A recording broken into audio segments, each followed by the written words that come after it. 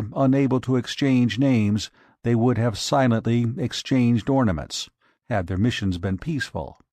Otherwise, they would have exchanged shots, or have fought out their introduction with some other of their various weapons. My captor, whose name was Tars Tarkas, was virtually the vice-chieftain of the community, and a man of great ability as a statesman and warrior. He evidently explained briefly the incidents connected with his expedition, including my capture, and when he had concluded the chieftain addressed me at some length. I replied in our good old English tongue merely to convince him that neither of us could understand the other.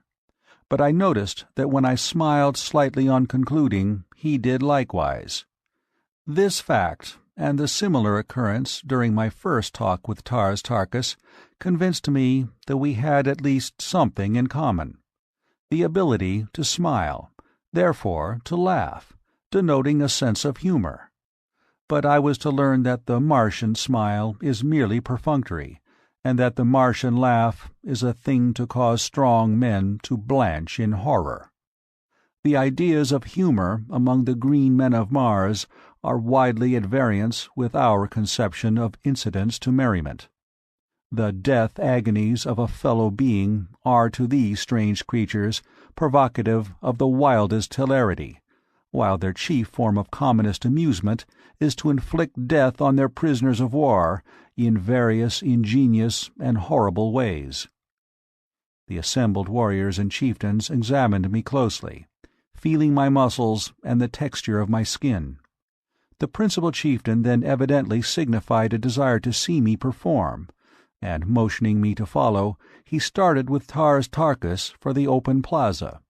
Now, I had made no attempt to walk, since my first signal failure, except while tightly grasping Tars Tarkas' arm, and so now I went skipping and flitting about among the desks and chairs like some monstrous grasshopper. After bruising myself severely, much to the amusement of the Martians, I again had recourse to creeping, but this did not suit them, and I was roughly jerked to my feet by a towering fellow who had laughed most heartily at my misfortunes. As he banged me down upon my feet, his face was bent close to mine, and I did the only thing a gentleman might do under the circumstances of brutality, boorishness, and lack of consideration for a stranger's rights.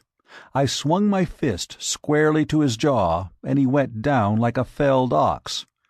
As he sunk to the floor, I wheeled around with my back toward the nearest desk, expecting to be overwhelmed by the vengeance of his fellows, but determined to give them as good a battle as the unequal odds would permit before I gave up my life.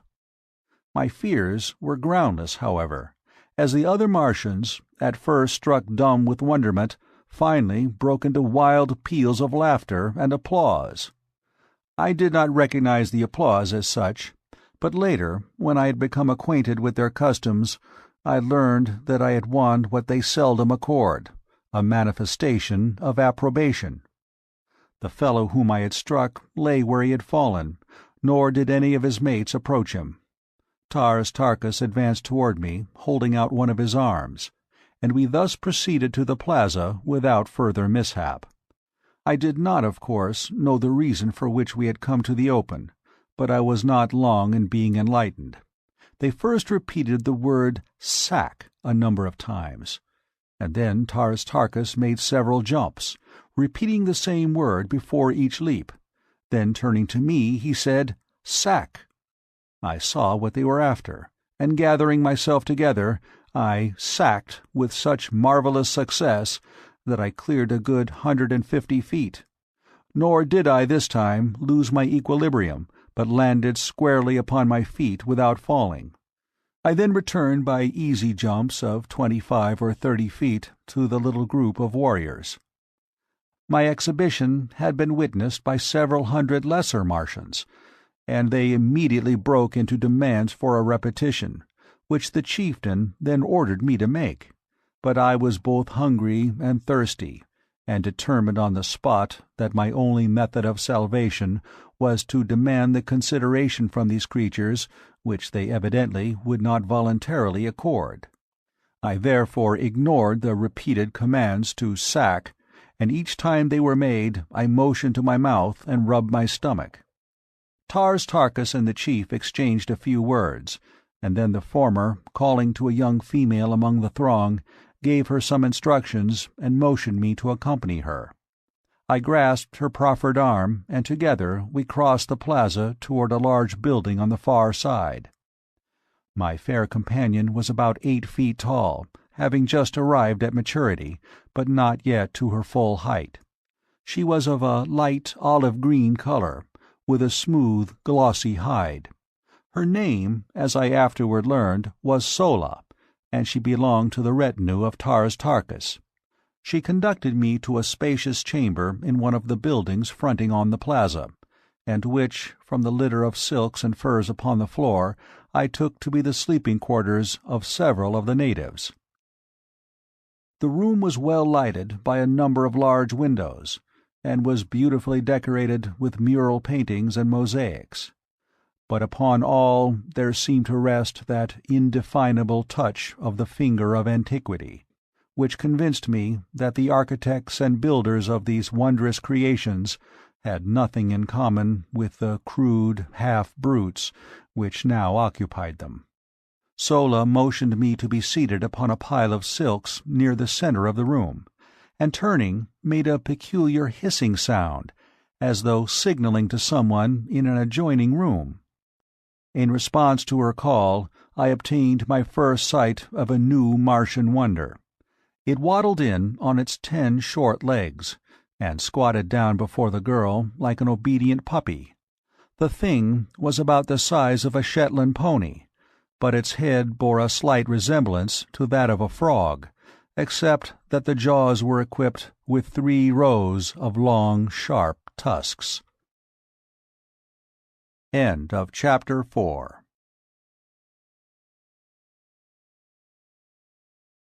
A Princess of Mars by Edgar Rice Burroughs. Chapter 5. I Elude My Watchdog. Sola stared into the brute's wicked-looking eyes, muttered a word or two of command, pointed to me, and left the chamber. I could not but wonder what this ferocious-looking monstrosity might do when left alone in such close proximity to such a relatively tender morsel of meat. But my fears were groundless, as the beast, after surveying me intently for a moment, crossed the room to the only exit which led to the street, and lay down full length across the threshold. This was my first experience with a Martian watchdog, but it was destined not to be my last, for this fellow guarded me carefully during the time I remained a captive among these green men, twice saving my life, and never voluntarily being away from me a moment. While Sola was away, I took occasion to examine more minutely the room in which I found myself captive. The mural painting depicted scenes of rare and wonderful beauty: mountains, rivers, lake, ocean, meadow, trees and flowers, winding roadways, sun-kissed gardens, scenes which might have portrayed earthly views but for the different colorings of the vegetation. The work had evidently been wrought by a master hand, so subtle the atmosphere, so perfect the technique. Yet nowhere was there a representation of a living animal, either human or brute, by which I could guess at the likeness of these other and perhaps extinct denizens of Mars. While I was allowing my fancy to run riot in wild conjecture on the possible explanation of the strange anomalies which I had so far met with on Mars, Sola returned bearing both food and drink. These she placed on the floor beside me, and seating herself a short ways off, regarded me intently. The food consisted of about a pound of some solid substance, the consistency of cheese, and almost tasteless, while the liquid was apparently milk from some animal. It was not unpleasant to the taste, though slightly acid, and I learned in a short time to prize it very highly. It came, as I later discovered, not from an animal, as there is only one mammal on Mars, and that one very rare indeed, but from a large plant which grows practically without water, but seems to distill its plentiful supply of milk